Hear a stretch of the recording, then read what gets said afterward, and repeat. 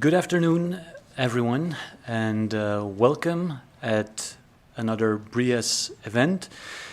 It's my pleasure to introduce Colette Brin, colleague in the Digital News Report project we are both involved in, and as someone also researching news in a multilingual context, something Canada and Belgium have in common. Colette is professor at Université Laval's Département d'Information et de Communication and director of the Centre d'études sur les médias. She co-leads the Arts, Media and Cultural Diversity Axis at OBVIA, an international responsible AI research network based in Quebec, and coordinates the Canadian study for the Digital News Report. Today she'll be speaking about the challenges of human-centric journalistic innovation in the age of AI, drawing on public service media initiatives and stakeholder interviews conducted here in Quebec in 2025. It's a topic that sits right at the intersection of editorial autonomy, trust, and what it actually means to keep the human in the loop. Colette, the floor is yours. Oh, it looks like we've lost the screen. Just a second.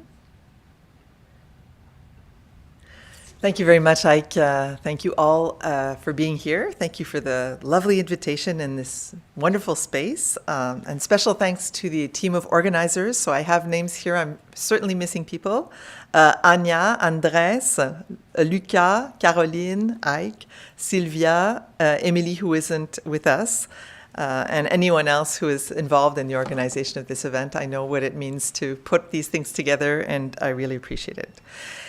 So I understand that I'm asked to speak as part of one of the sub-themes of the BrIAS program, which is technology, misinformation, and artificial intelligence. I won't be talking directly about disinformation and misinformation, but these are also topics of interest in my research, so maybe we can talk about that a little in the discussion.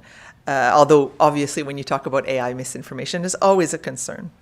And I also want to welcome Florence Lecam, who is here from l'APIGE, the Laboratoire des pratiques et des identités journalistiques, and possibly some students as well. Bienvenue. Si vous avez des questions en français, ça me fera plaisir d'y répondre aussi. So, I mean, this is a broad, I'm trying to broaden my thinking about the idea of what it means to make journalistic innovation in the era of artificial intelligence and to keep the human at the center. This is something you constantly hear from journalists and, in this case today, managers, how to make it really about the human expertise. But as you know, as in all things AI, we're still kind of struggling and trying to make sense of it all as it moves very quickly. So I'm mostly going to be presenting findings from a study that was conducted in May and June. The data was collected in May and June 2025.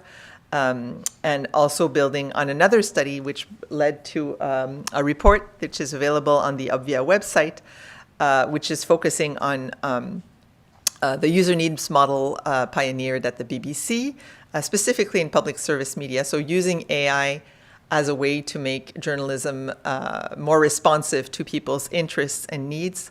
So that kind of feeds into the talk today as well. And I've also been working in collaboration with Radio-Canada in trying to help them develop these kinds of tools. So beyond, I know you're all not all journalism students or scholars. So journalism, I usually present it as kind of an early case study for the impact of generative AI in knowledge work, or cultural work even, more generally. So of course, news organizations have been quite rapidly dealing with the impact of digital disruption. So there are very high incentives to innovate and to find ways to achieve efficiencies in news workflows. So generative AI has been seen as a tool to this purpose. So often when we think of the advantages of generative AI, it's, massive amounts of data, making work faster, not necessarily better. So some of these tasks, it really depends who you speak to and what kind of tasks you're talking about. Some of them can be seen as very clerical, very tedious, things like transcribing interviews, for example, that journalists don't really enjoy doing and don't see a lot of added value in doing themselves, so that the AI tool can do it for them, and they have a pretty good control over the quality of the output.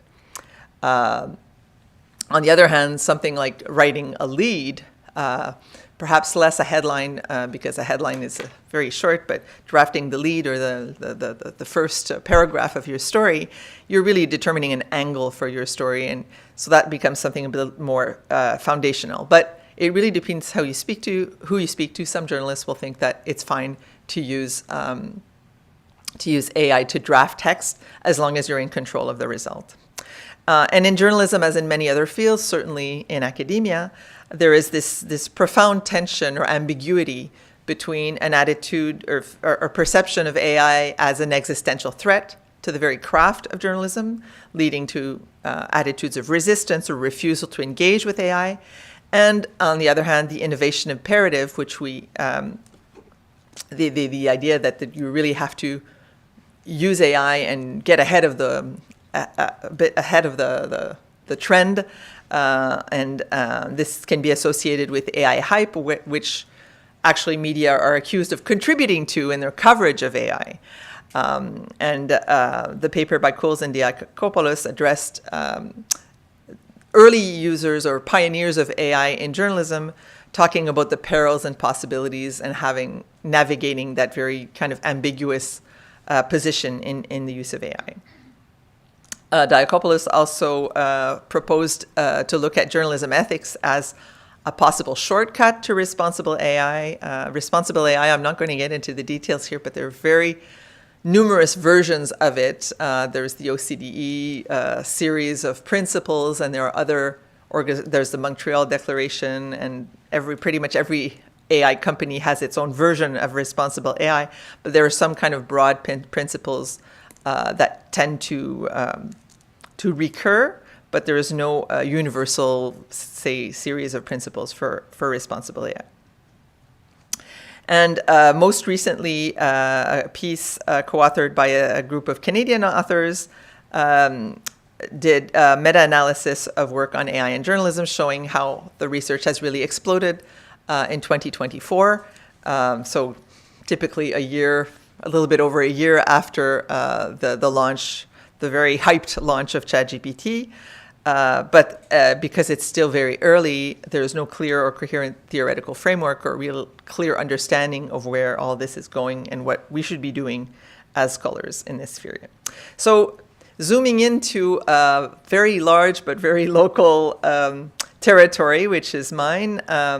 So as Ike mentioned, there are some similarities between Quebec or Canada and Belgium, but my focus is on the Francophone territory or province of Quebec.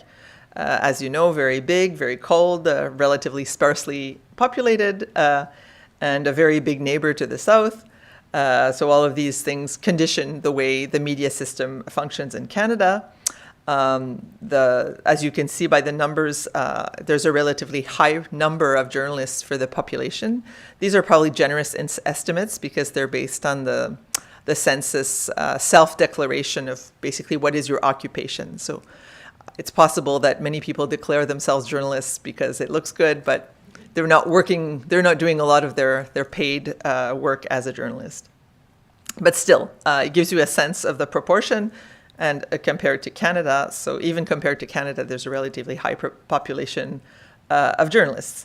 And the federal government has been supporting in recent years, providing support for news media, mostly traditional news media, as well as the Quebec government, which traditionally has been very involved in cultural policy.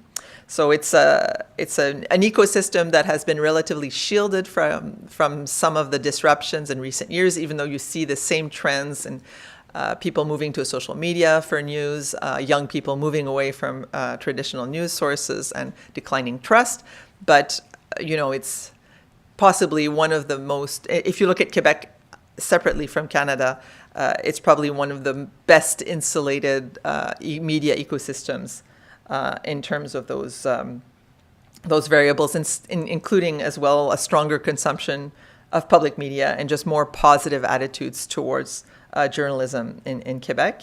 And of course, because of language, people in Quebec don't use so much American or foreign news brands as compared to the rest of Canada.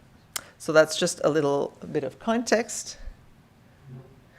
So we conducted 18 stakeholder interviews. This was a study that was commissioned by the government of Quebec that wanted to have a kind of sense of what are the impacts of AI. So it was a very broad request.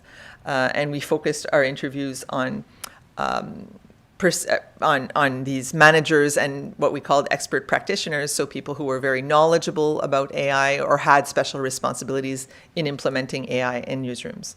So these logos don't say anything to you except to Florence, who knows this environment very well. So there's a the major labor organization, there's the press council, and there's the big players in terms of newsrooms, the biggest newsrooms in broadcast, traditionally print, although most of them are no longer in print.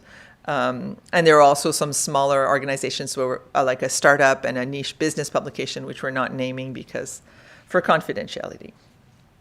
So basically when we went to do these interviews, we expected to find, and this has gone again, here it is. So we expected to find, based on the literature, based on our knowledge of the field, varied responses from the people we were interviewing about to the innovation imperative, considering diversity of situations of the different organizations. So we expected to find a higher level of engagement with AI in public service media and possibly media groups that had more resources and were more technologically mature. And of course, the roles of interviewees also factored into their responses, whether they were practitioners not necessarily having responsibilities of implementing AI in broad newsrooms versus labor organizations, for example, which probably would be more cautious about AI. And we expected to hear a general commitment to preserving conventional journalism ethics, to make sure that there was no contradiction between AI and traditional norms, but also from managers especially, we expected to find a commitment to experiment with the technology with a strong focus on AI, and this is something that we find in literature as well. And we were perhaps more hoping to find some discussion of the user experience. So, as newsrooms, news organizations create apps and create all these different formats for audiences, we expected them to be very engaged with the idea of user experience and the content being interesting and appealing and making people want to stay in that brand environment. And more broadly, the human-centric approach. So as I was saying at the beginning, that innovation with AI specifically was really focused on keeping the human at the center, not just in the loop, but the human in control of the editorial content. We did not expect to find, because it was very early and because of what the literature was telling us, a clear, coherent articulation of these goals with specific processes or tools. We were expecting to find a lot of experimentation, but no clear design or direction. And this is not a critique. This is really the way, what we expected the level of technological maturity to be. We did not expect to find that a focus on users. So users could be the audience members, or could also be journalists when you're implementing processes in your newsroom. So some of the previous literature showed that innovating with AI in newsrooms does not take enough into account the needs of journalists themselves. And here I see I'm lacking a reference by Laurence Dirix, who is at ULB, not right now, but and she's done a lot of work on this, on showing how, especially in the area of fact-checking, that when you're trying to develop new tools, you should use as starting point what the needs and the concerns of the professionals are, as opposed to just using the tool because it's there and trying to see what it can do. And at the last thing we did not expect to find was a systematic integration of journalism ethics with responsible AI frameworks, because responsible AI frameworks tend to be very vague, very broad, not necessarily applicable to journalism, and also because some of these values do not really fit with traditional journalism standards, such as, for example, taking in consideration the environmental impact of AI. This is not something that newsrooms or journalism as a profession tend to put at the center of their norms. Some organizations do, but it's very recent and it's quite rare. So thinking about the innovation imperative, this is building on previous work of just considering generative AI as an additional and perhaps possibly even more disruptive force in journalism than just the digital transition and even social media. And this tension that I mentioned about opportunities versus risks, this uncertainty, the lack of solutions, also the difficulty for news organizations to engage with AI companies. I mean, many of them have struck deals with AI companies to benefit from that. It's not sure to what extent those deals are really beneficial to news organizations. And others have chosen to engage in legal proceedings to try to get the courts and eventually the legal system to recognize their copyright, and that AI's use of media content for training their models would actually be infringement of copyright. All of that is very slow going. There haven't been really clear decisions in this area, despite the efforts of Europe to legislate in this field. And of course, in Canada and Quebec, there was the attempt to make, not in the field of AI, but in the field of online platforms, to force platforms, the largest platforms, to contribute to the news ecosystem. So Google accepted to pay a certain amount, and that is being redistributed into newsrooms. But of course, Meta refused and rather decided to block all links leading to news content on Facebook and Instagram. So that has had a major impact on Canadian newsrooms and news organizations, and arguably has forced them to find new ways of reaching audiences other than those platforms. So to develop new discoverability strategies, this certainly came up in the interviews, that search optimization, recommendation systems, and tagging, etc. Another study that was done a little bit at the same time as us was a survey of journalists. So we did not do a survey, we spoke with stakeholders, and their finding was that use of generative AI tended to be driven more by individual use. So people who were not necessarily being told by their managers to use AI or to develop, they were not developing tools in the newsroom, but just like we know students and professors and just people in general will use AI, generative AI, more in a kind of just trying different things and seeing how it works. And that, of course, may raise concerns of how that use is being regulated, what kind of norms are people applying in the use of AI. It really feels a little, and there are actually attitudes of concern, even among the younger journalists who are using AI very much. There are concerns about, ethics and just the way that practice should be regulated. So one of the major findings from our interviews was that AI was considered to be a virtual assistant. And this is something you hear very much in people in workplaces in general, that AI is something that helps you do, that assists you in some very menial tasks. Sometimes it can be a very good editor, it can make suggestions, but an assistant, right? You're in control of the final result. So brainstorming story ideas, angles, headlines, summarizing documents used for researching a story. If you don't have time, journalists never have time to read UNESCO reports or very long documents. So trying to summarize it down to a short summary, and even generating ideas to repurpose traditional news content for social media platforms. So these are all uses that seem to be accepted. And those that are the most established are the most menial, tedious tasks that I was talking about, automating things like transcription, text-to-speech, or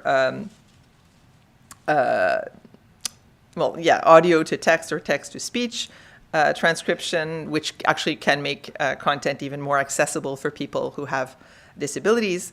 And of course, translation, working in a bilingual environment. This was one of the earliest practices. And our interviewees mentioned some more advanced uses in investigative and data journalism, but these are very rare cases. Like a handful of people in Quebec are doing this, and we consider them to be AI super users.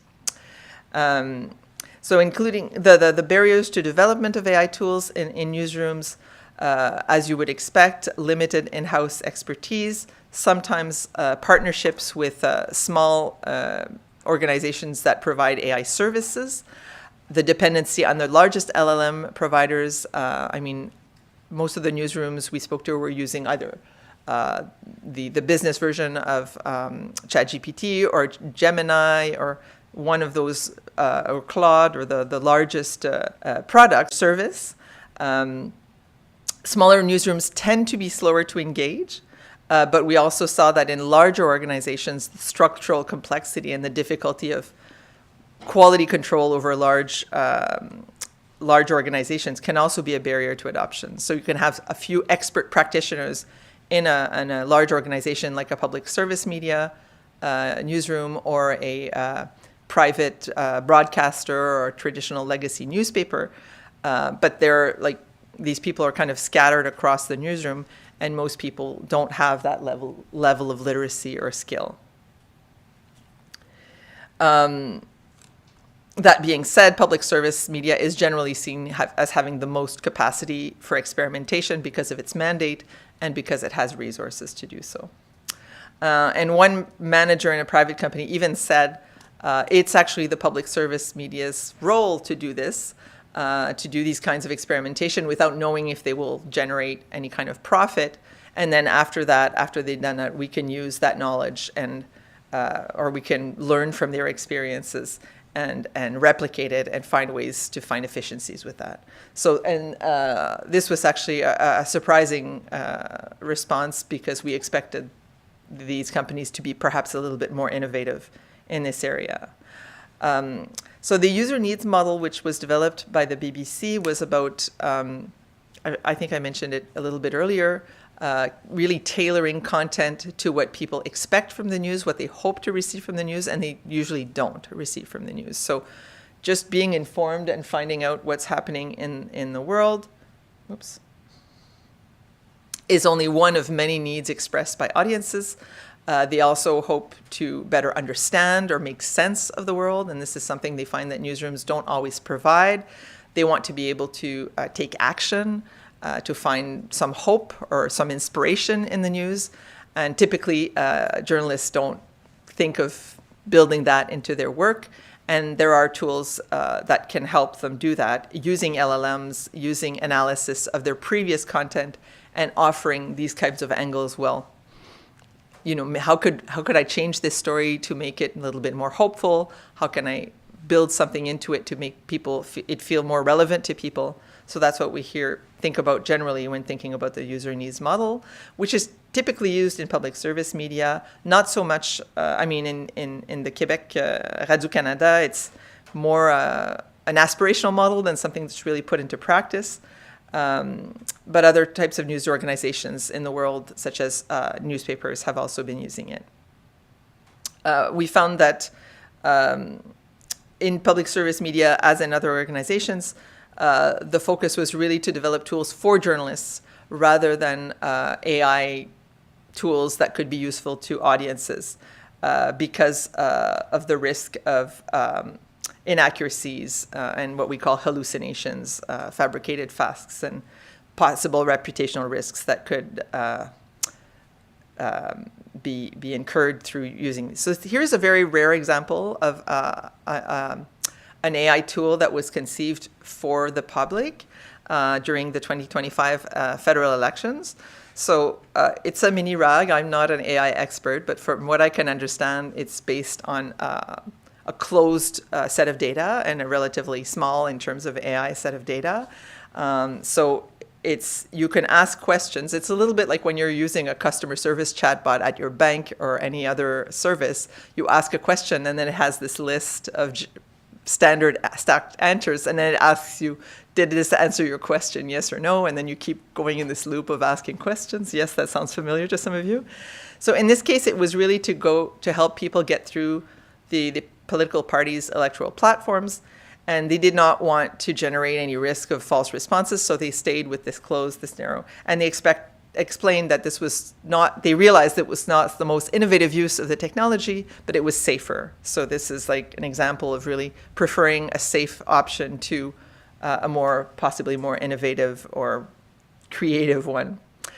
And of course, ethical concerns and risks are possibly the greatest barrier to adoption of AI. The Quebec Press Council has revised its guidelines to include notes on AI. Some of the previous guidelines, of course, apply to AI as well when you think about accuracy and balance and things like that. But more specifically, it states that newsrooms should retain editorial control of content, so human control in all cases and responsibility for whatever is published, and that any content produced by generative AI should be labeled. And I'll get back into labeling in a minute, but it's really hard to determine if that rule is actually being applied, because it's very hard to detect whether content has been generated by AI or not. In newsrooms, among the people we spoke to, most refused fully generated content.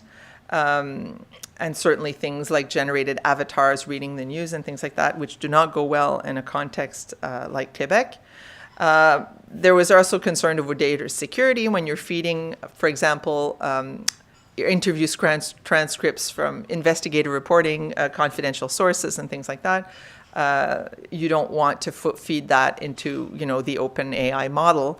So there were concerns about how to best ensure data security. And as previously mentioned, how does the audience perceive these things? Even if journalists are being very careful in their use of AI, we know that people tend to have a negative perception of any use of AI in journalism. And just last fall, there were a couple of controversies regarding what the journalism community considered to be what you would call AI slop. So there was this new outlet created in Sherbrooke, which is a mid-sized city in Quebec, where there is a daily publication. So they used the logo was very similar. They were using the same stories, but just the content was a little bit changed. Sometimes there were generated image of people, in this case, a missing teenager. This photo was not a real photo, it was generated by AI based on the previously published photo.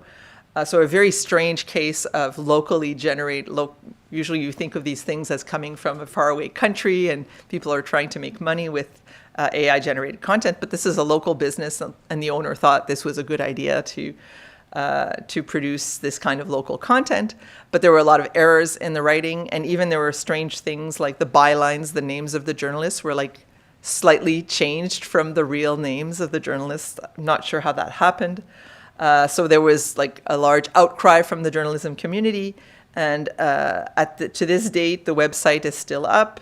The logo's been changed. There's disclaimers saying we are not in any way associated with this other publication, and they've hired writers. But what it seems to be becoming now, rather than there is still AI generated content, but most stories seem fairly innocuous, but the owner has really positioned himself as a critique of mainstream media. So trying to reach audiences that are distrustful of traditional media, mainstream media, and trying to reach that audience. So it's a very strange case, of course.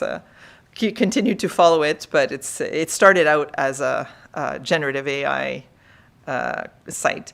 And this is the Metro paper or Metro website now in Montreal, which used to be a long time ago part of the Metro International chain, and went bankrupt in 2023. So it's been relaunched in 2025, and you see here it says Agent IA Journal Métro. So some of the stories are actually clearly labeled as produced by AI. They do have a couple of writers, but this is another case which was not seen very well by the journalism community.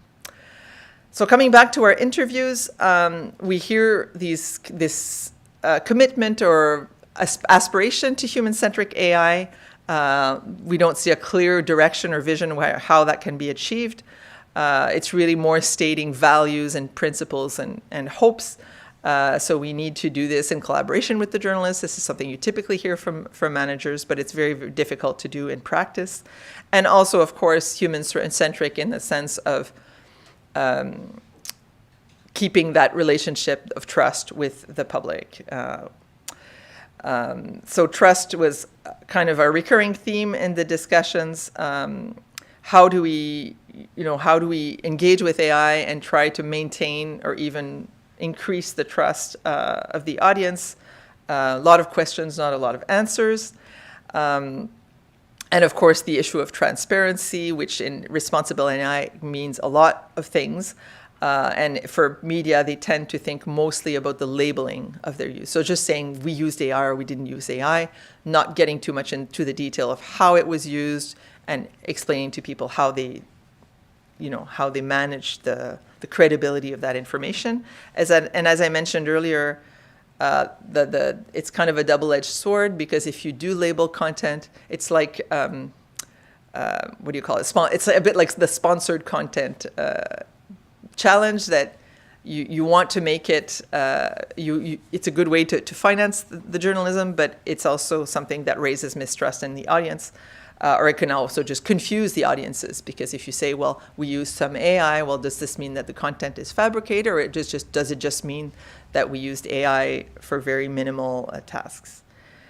And finally, the biggest challenge that was raised by managers and expert practitioners was the issue of literacy, AI literacy, and more broadly technological literacy among journalists, and the need for training. And there were, at the time, some early training experiments, very different from one organization to the next. Sometimes they would just bring in a consultant, an AI consultant, and they would have like half a day with the newsroom, and that was it. In some cases, they had workshops that were occasional, but typically voluntary, so journalists who were not interested could opt out of them. And the perhaps more in-depth approaches to training involved peer learning, so having journalists who were very advanced in AI sharing their practices with their immediate collaborators, so within one editorial team, whether it be a program or a news bulletin team. And just the idea, this came up in one small organization, of having ongoing conversations, so ongoing meetings about what should we do with AI, and testing things and returning with lessons learned from these experiments, which don't necessarily lead to publications, but that they feel like they need to be trying these things out. And to me, that sounded very familiar to what we're trying to do at the university as well. And in the case specifically of the public service broadcaster, there was a strong focus on using the tools that were provided within the organization, as opposed to using whatever the latest flavor of the month is out in the open web. But these two in-house tools were fairly rare, and of course that requires its own challenge of training and adoption. So I'm just going to close very quickly, because I think I've gone a little bit over time, and I want to keep some time for discussion. So the response to the innovative imperative is very nuanced. So we're talking mostly about managers and people who are already using AI. So of course, this is not representative of journalism in general, or the journalism community in general. But even among these people, the attitudes varied between a cautious openness, so willing to engage moderately, and cautious enthusiasm, so engaging more intensively with AI, but always keeping, a little bit of concern over the risks. Of course, as we expected, the public service media has invented much more resources, especially in in-house tools and experiments. But even in those newsrooms, and especially local newsrooms, integration remains limited. I'm sure if I spoke to journalists from Radio-Canada and I told them what the managers were telling me, most of them probably wouldn't even know that these tools exist. that may get me in trouble once this is online, but I'm hoping people will be understanding, or if people wish to correct me, maybe I'll make a correction later. But that was certainly the case at the time when we did the study. And there is certainly a challenge of developing these tools to large organizations, as I mentioned. So ethical concerns and public perceptions, or fear of public perceptions, are major barriers to adoption.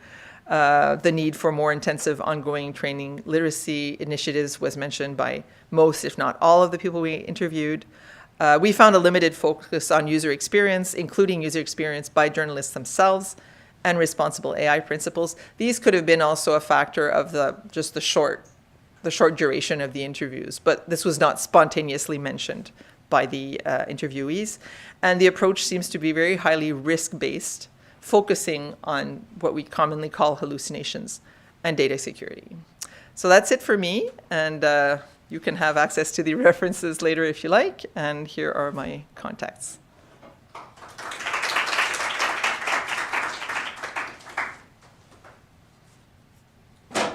Thank you, Colette. Thanks a lot for have made the journey from far away, so the UK. So it was an adventure to cross the border. It was way more exciting and difficult from the UK to here than from Canada to Europe. So interesting. That's nothing related to the topic anyway, but I wanted to thank you for coming today.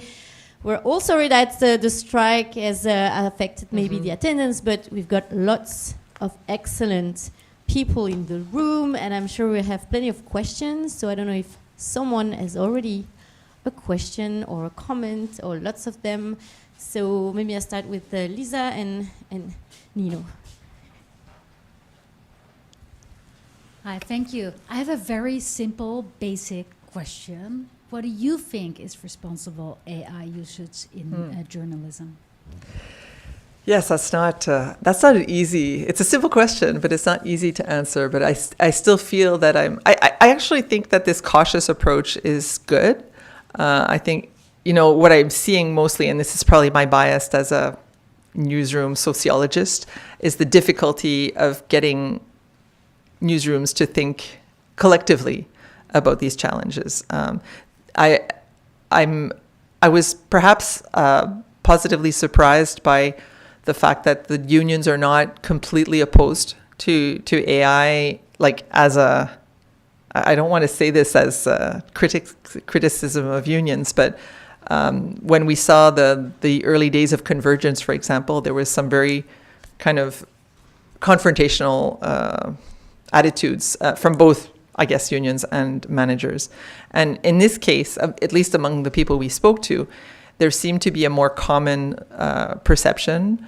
Everyone seems to be very, okay, let's try this, but let's be very careful. And let's not put all our eggs in that basket. And I think that's probably a good thing. So responsible AI, as I mentioned, includes other things that are not specific to journalism, like, focusing more on the end user. So making sure that the end user understands, how AI works to a certain extent. So that is a broader challenge, I think. Journalism can play a part of this, of course, because journalism's role is to explain things that are changing in the world to people. So there have been some really interesting initiatives of chats or discussions or content like documentaries about AI and how AI is changing the world by journalists. So that's part of responsible AI, is getting people to understand better how it works and to be critical users. But I think a lot of journalists are not themselves yet at that stage. So I think we have a lot of learning to do. I'm really interested in the work of some of my colleagues who are working in education about, teaching children at the youngest age to learn what does AI mean? What is it? How does it work? It's not, it's not thinking, it's not reasoning, it's producing a simulation of reasoning. And I think that's something that's really hard to understand for many of us, that it's not a person that we're talking to. That's why I hate the word hallucinations. But it's hard for journalism to do this because it's so complex and it changes so quickly.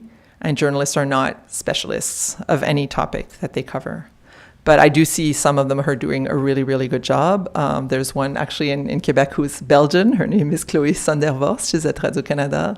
And she does a lot of like things like on TikTok or podcasts or different, which is really about engaging with what AI means in the world nowadays, not just in journalism.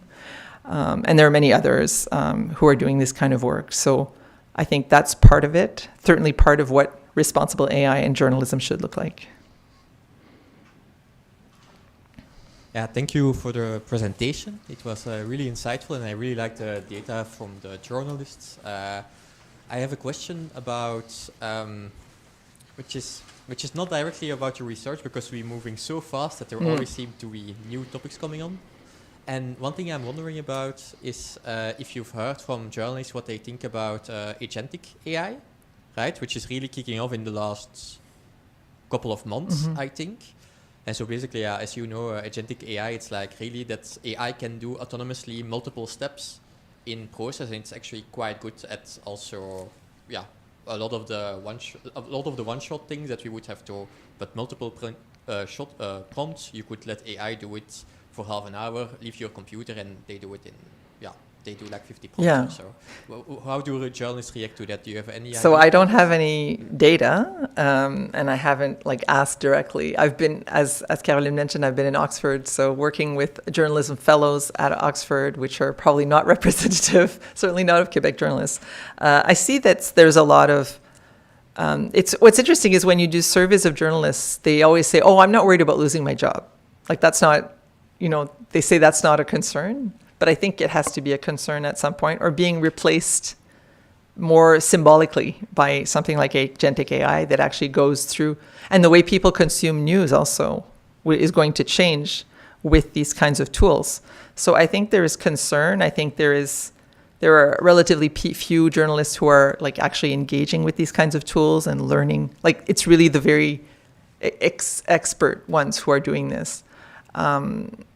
So I couldn't give you a response for journalists in general, but I think it would probably mirror what we see in our findings is that, some journalists will try playing with it. Some journalists will be very concerned about what it means for the craft. Others will see potential for something that can actually help them do better work. And it's kind of scattered across these different perceptions. But we'd have to test it in the field.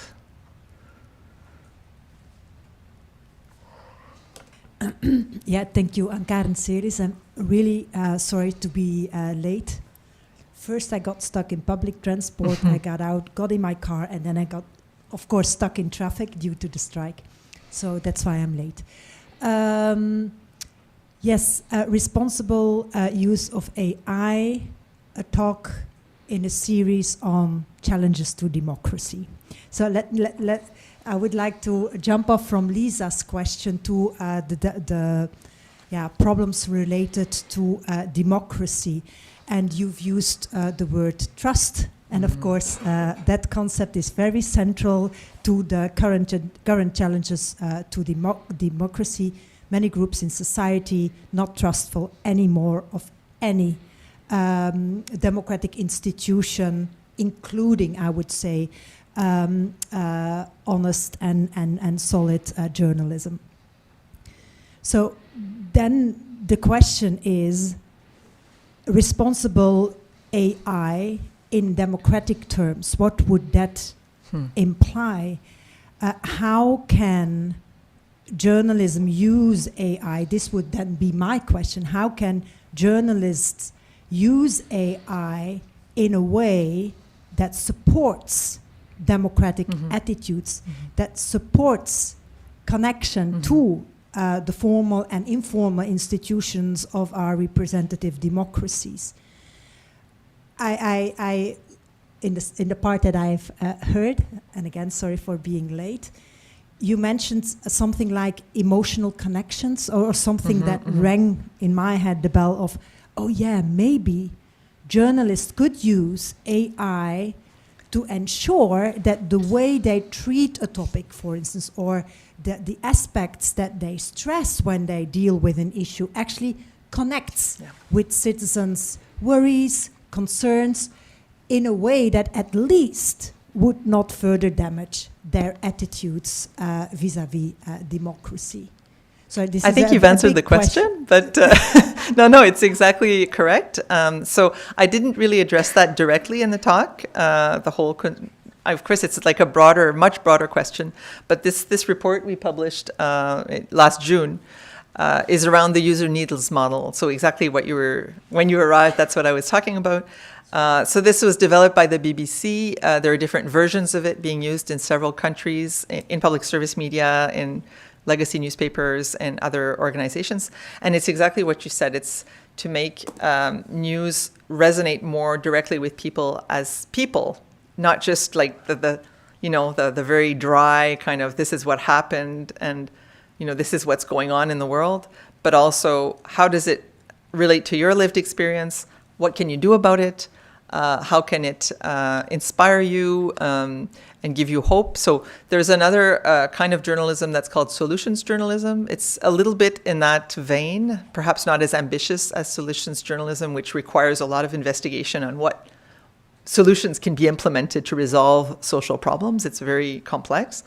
But just making the story more, making it resonate better with people. And there are AI tools. So the user needs model is based on an AI tool for journalists to make their stories better. And so the BBC is probably the best known and the initial model. But there's also examples in the Netherlands and Nordic countries. The French-Swiss public broadcaster has a really, really interesting one. This is the French-Swiss RTS is the one that inspired Radio-Canada to go in this direction.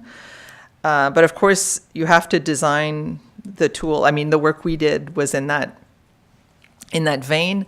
And the problem is because so much of the content they produce is just the straight news type content and not the more inspirational, it's really hard to find enough data to feed a model that'll propose these new kinds of ways of doing stories. So you kind of have to do it before the AI tool. And all of the things I've been talking about, engaging with the public about AI, talking about these issues in a very kind of open and nuanced way and trying to help educate people about AI, I think that's part of the democratic role or the responsible role of journalism. But journalism was already faced with these challenges, as you know, before AI. So for many people, traditional journalism is not going to be the solution to this problem. They already mistrust them. So they're not going to turn to them just because they're using these new AI tools. So I don't see AI as the solution. I see it as something that we need to engage with because it's part of the environment. It's part of the changing world we live in. But I think it has to be accompanied by like really strong principles and really strong human connections, which is easier said than done because AI tends to, you were talking about customer service. And even when we think about students, when we complain about students using AI to cheat, I think, well, we've been disconnecting with students, treating them like robots for so many years as institutions that it seems to me fairly normal that they would respond in this way. I think my response to that is to say, let's try to have more direct relationships with students, talk to them, listen to them, and they will be less tempted to use AI, or it will make less sense for them to use AI in replacement of developing actual skills. But that requires resources, that requires time, which is not an infinite resource in the university world. But I think, this is what I always say is that AI forces us to be more human. This is the only response we can have to this thing, but we can't pretend it doesn't exist either. So we have to engage with it. But in a democracy, I mean, there are all these other issues of all this AI-generated content that we see online, and we see that people are becoming more and more suspicious of what they see online and what they read because it's so hard to tell what is real and what isn't, and that can lead to more avoidance and more. I'm looking for the English word, but disconnection with what is happening in the world, with democracy, with current issues. That's my fear about AI. So we need not just journalists, but responsible actors to find ways to engage with these tools and help us be more critical with these tools as well. But it's a huge challenge. It takes a village. My question really taps into the last thing that you said. Actually, how big is this challenge of AI for journalism? If you could compare it to other challenges that have occurred, like for instance the rise of social media, like if you put it into perspective, how big is this? It's hard to separate it from all of that because it kind of compounds all of it. So it arrives at a time where journalism is already fragilized and is already has not resolved the issues of digital disruption and declining trust. So it just adds another layer. So your question is, how big is that layer? It's hard to say because it's hard to say to what extent AI will become what the hype says it will become. So there are a lot of things. Is it going to go, are people going to turn away from AI? Are we going to see this increasing adoption? I think we have to wait. We'll have to, I don't mean wait and not do anything, but I mean, I think it's too early to tell. And when we talk about AI hype, one of the critiques of people who are much more expert in AI than I am is that we've really exaggerated the impact. We really don't know yet the impact of AI in just all sectors of life. We see that there have been job losses, there have been, misinformation and things related to AI, but we don't know the extent of it. But I think we have to take it seriously, no matter what the extent. So that's not a really good answer, but it's the best I can do. Because I also what you said, like for journalists, if you ask them themselves, they don't really frame it as I'm going to lose my job or I'm going to be. So that was also surprising because you often see these lists of which professions are hit the most by AI, and I guess journalism would be one of the top. Well, they were already declining before AI. Maybe it's wishful thinking, because I think a lot of journalists will say, well, and this is something we've seen since the beginning of the digital years, is that, oh yes, but our work in verification, doing work in the field, talking to actual people, that will become more important. But yes, it should, but it doesn't mean that it will. In economical terms and in terms of just being able to sustain that model. I always say journalism is something society needs. It's not necessarily something that society can afford in the current business models that we have. So maybe they're reasonably optimistic. Maybe they're too optimistic. I really couldn't tell you.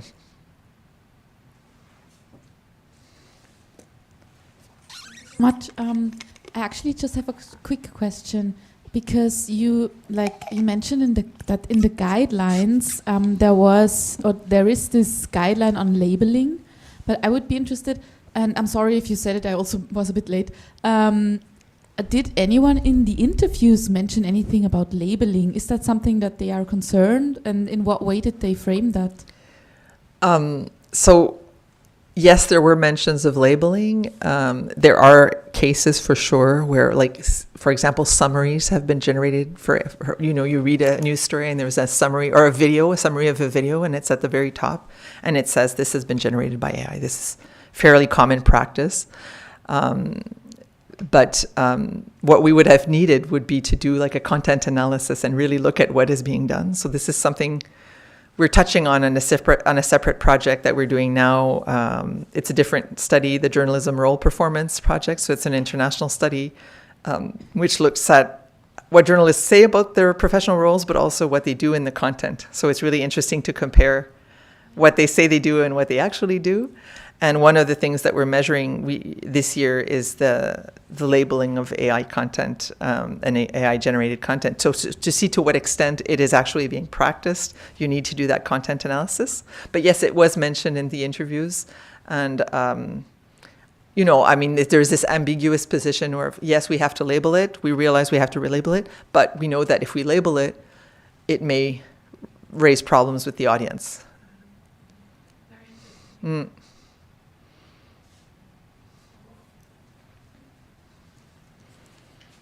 Thank you very much for your presentation. Also, in terms of democratic challenges, I was wondering if from the interviews, there were issues raised about also potential positive elements of AI in terms of protecting journalists and also verifying potential manipulations. So if So you mean using AI to detect? To detect Misinformation or manipulation. Yeah, two components: synchronize attacks on journalists or on people writing op-eds, and then having the news media outlet be able to have a quicker response in terms of blocking those users or those comments, so that the violence, the digital violence against some journalist or I don't remember anything quite so specific. I'd have to go back and look at the transcripts, which were generated by AI. But I mean, there are practices of fact-checking and misinformation detection that do use AI. I don't think they're very developed in Quebec, but because they require often fairly expensive tools. I think they're more developed in Europe. But for sure, like using AI to like monitor social media, to find like topics, it's not necessarily for misinformation, but it's really to kind of find topics that are emerging that people are talking about. Some of these things were said to me in confidence and they're experimental. So I was asked not to share examples, but some really interesting things just to find new ideas for stories. And it doesn't mean just asking ChatGPT. It means developing a tool that will go through, search requests are things that people are looking for, like questions people are asking to find news stories. But that's not misinformation detection. It's really more about reaching the audience in different ways, and that people are asking questions that journalists don't necessarily know about. But I don't recall like a lot of responses about using AI for misinformation detection, but it certainly is being used for that purpose. And violence. So women journalists face more violence than men journalists, as well as people writing op-eds. So the AI could also help identify the abusive comments, the hatred, the threats. I'd really have to go back because I remember cases in Quebec. There was a recent case of a journalist who actually sued and won against somebody who was harassing her. But I'm not sure if AI was used in that case at all. That was maybe 2 years ago, so maybe not. But I'd be interested in knowing more about your findings in this area. Maybe we can discuss later. No, that I have any findings. Okay, but you're certainly raising an interesting idea. Of AI tools to help journals, media outlets protect. Identify threats. Yeah. That's a really interesting case. But no, it was not. I don't remember that coming up in the interviews at all.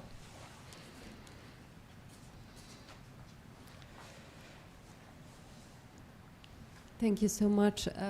Based on your research, are there any differences in the way public service media in Europe or Canada approach the use of AI, or some other part of the world? Well, of course, they have different mandates and expectations. They're supposed to be a bit less commercial in their approach. So they're not necessarily looking at ways to make it profitable, but more like the user needs model, trying to make it so that they can conform more to their mission, their mandate. So I think that's the best example that you can find in that report. But they also do more experimentation in general, just trying things that they don't know if they're going to make money with it. But they're not supposed to be making money anyway. So just trying things, different things in a more kind of experimental way. But it's always the challenge of being transparent, and it can look bad if you're saying, oh yeah, we're experimenting with AI, but we don't know what we're going to do with it. That can also be challenging for the audience perspective. So they are struggling with that kind of transparency requirement. There is some really good work in the UK. There's a scholar called Bronwyn Jones who has written a lot about the BBC's work in responsible AI, and how it fits with the mandate of public service media. There's a lot of work, of course, being done in the Nordic countries. So yes, it's a very, I mean, I think they are really at the forefront of responsible AI work, even though they're not that advanced.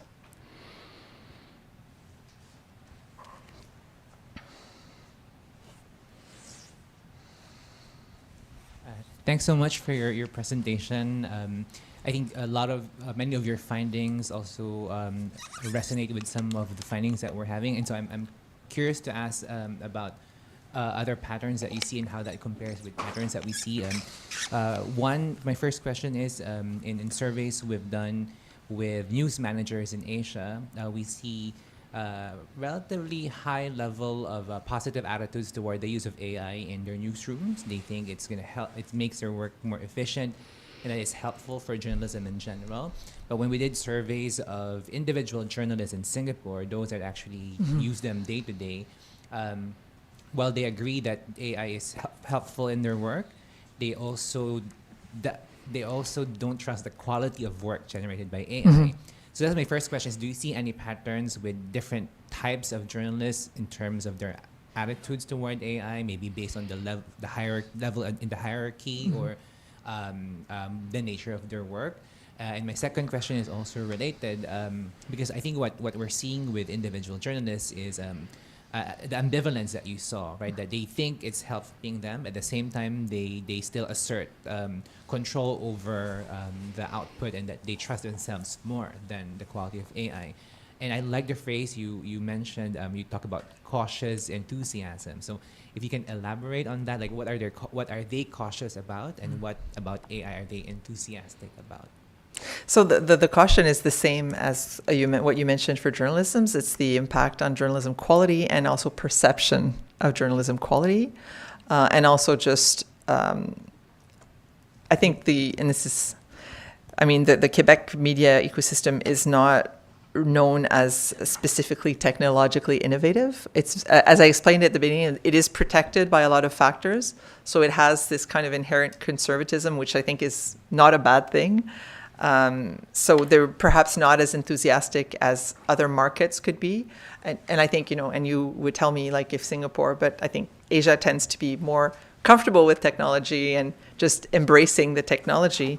And in Quebec, we see maybe a little bit more reserve in this area because they focus on the relationship with the audience and the more traditional methods. But that said, okay, of course, we had a qualitative sample, so I'm not going to make any generalizations. There was this other survey done by another team that I mentioned.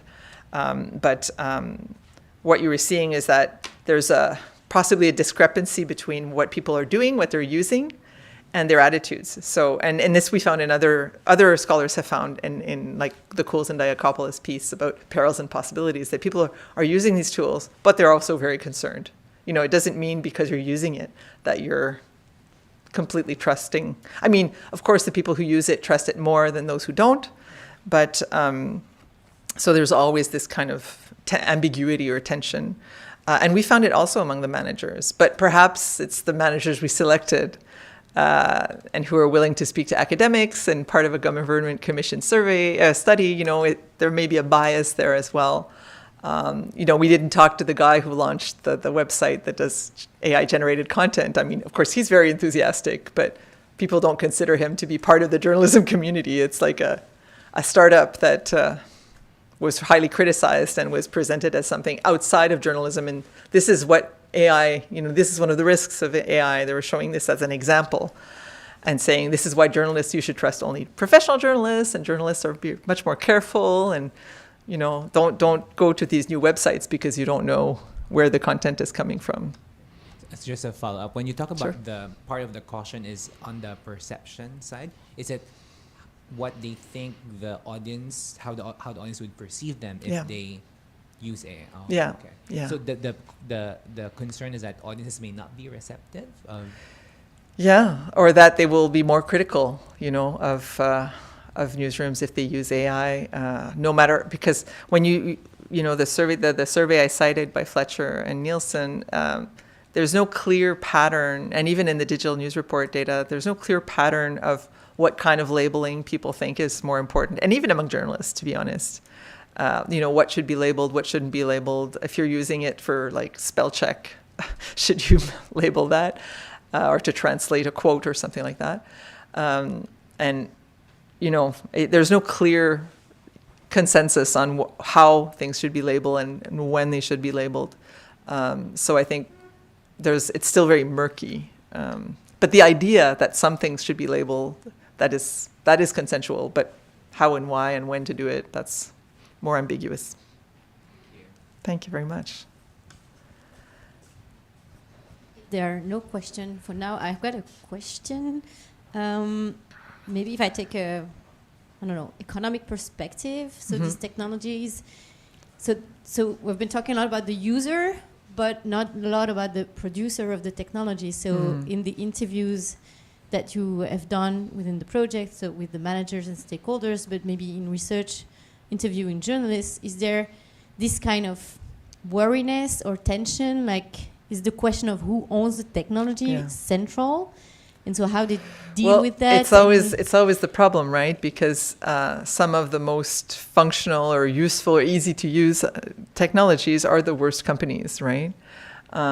So it's like this difficult position that you have to navigate. I think a lot of company managers feel that if you're using like the business version of ChatGPT, which they say is protected, all the data stays inside the data set, isn't used to train the model, you think, okay, well, this is okay, but then do you really trust this company? And again, I hope I don't get any lawsuits coming out of this, but these are the kinds of attitudes, like really ambiguous attitudes. It's like, well, the tool is really useful and we can use it and it's functional, it's got problems, but we can deal with those problems. But yeah, they certainly won't be like announcing publicly that they're relying very heavily on ChatGPT, while their company is also suing OpenAI. It's a very complex position to be navigating because you're using the tool, but you're also criticizing the company and saying this company is ripping us off, and they have all these practices that we don't approve of. But there are just so many players out there, and which ones are acceptable, it's really complicated. But we didn't get too much into those discussions, but it certainly was perceptible. And because so there's also like the public versus private sphere here, and so your case is about I am a big fan of public broadcast, right? I listen to Radio-Canada if I go to Canada. I'm a big fan of the public channels here in Belgium, but I think these cases are cases where you said it, like public media is still supported by government, but what happens where public media is attacked by members of government? I mean, it relates to democracy, and your presentation makes me think like maybe if we get rid of public media, what happens with AI as well? Like it was, I don't know how to formulate it. I don't know. Well, I don't want to be political here because I do some work that's related to government work, and I don't want to be too partisan because it is. It's interesting in Quebec. It's not a partisan issue at all. Of course, public broadcasting is federal. But I mean, in Quebec, there's a strong consensus around Radio-Canada. And the Conservative Party has said it would defund CBC, but not Radio-Canada. I'm not sure exactly how that would work, but because they realize that the Francophones are very attached to Radio-Canada. But of course, if CBC disappeared, that would also affect Radio-Canada in terms of its infrastructure and its capacity. I mean, I'm not sure that's going to happen, but even the Liberal government has announced cutting back on the budget for the public broadcasters. So this is the reality we're facing, is that public broadcasters have been more supported in recent years, certainly in Canada, but that may be coming to an end it's very cyclical. I mean, there are periods where they raise the funding and then they cut it. So the place, like the role of public service broadcasters in some markets like the UK, the BBC has constantly been criticized for taking up too much space and crowding out other players, and has had to cut back on its own programming to let other people do other things. That's not the case in Canada. The funding for public broadcasting is very low. It's the lowest in countries with public broadcaster, and I would exclude the United States because they're what they call public broadcasters are very niche, very small. But per capita, Canada's funding in public broadcasting is very low. So it doesn't compare with most European countries in that sense. But it's true that the public even a private manager said it, they act as they kind of innovate in ways, and they do things that other companies can't do, including covering local news in very remote communities. That's not AI, hopefully. But so they do things that, the market would not provide for. And I think, that's still pretty consensual, even though people are critical of public broadcasting when they look at specific things. When you look at political polarization, for example, the public broadcaster tends to be a target.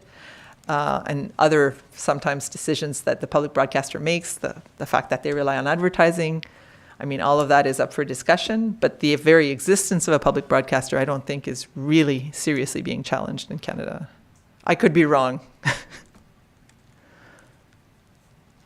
No more questions or comments? Or Colette, it's fine for you? Yes. Do you want to say a few words, or we can conclude? Well, I don't know if we're going to stick around for more informal conversation, but I always enjoy hearing from other contexts as well, and seeing how the situation in Quebec and Canada compares to here in Belgium and other places. So you have my contacts as well if you want to reach out, if you have any questions or you want to. We're hoping this report will be published. We're still kind of we've submitted it, and we're still kind of working on it with the government. It's the problem is it keeps changing, right? We submitted it in December, and they want us to keep updating it. So I'm not sure what it will look like when it's published, but hopefully we'll have something out this summer. So thank you very much for being here. Much appreciated.